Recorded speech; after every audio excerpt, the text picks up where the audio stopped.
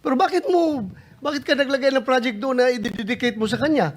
Wala kang paalam sa kanya. Bakit kayo gumawa nare-recall ko lang yung kaso na binanggit nyo about Senator Joel Villanueva. Sabi nyo, wala siyang project doon. Pero, Engineer Alcantara, sabi niya wala siyang project doon.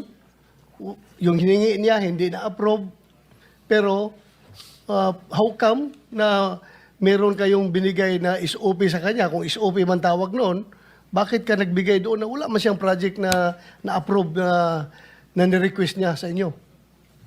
Your Honor, nung po sa affidavit ko, alam po namin, 1.5 billion po yung gusto niyang request na allocation po sa mga multipurpose building, roads, and other structure po. Yung allocation po talaga at that time, tulad po na sinabi ko na nakaraang hearing, 600 lang po. Kami pa yung lumapit ni Boss kay Sec kung paano po mapagbibigyan sana si Senator Joel at 1.5.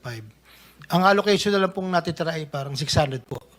So, nag-isip po kami ng paraan na paano po maimamatch in terms of proponent yung 1.5B maging ang initial computation po namin ay 150. So, nag-submit po ako ng 600 worth ng flood control at 25%.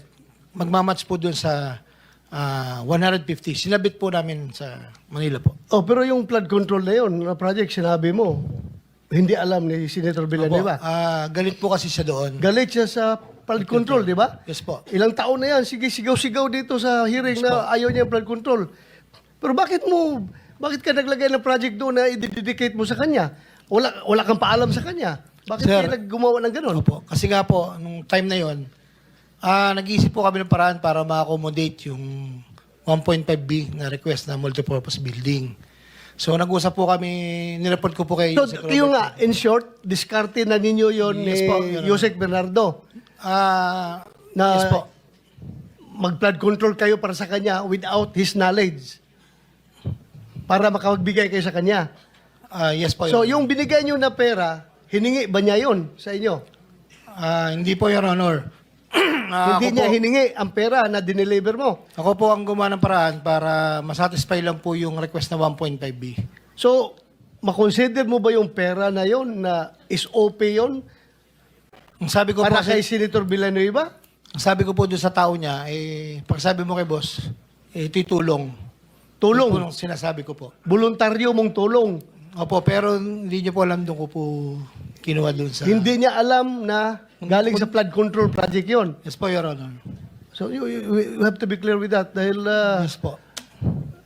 yun lang.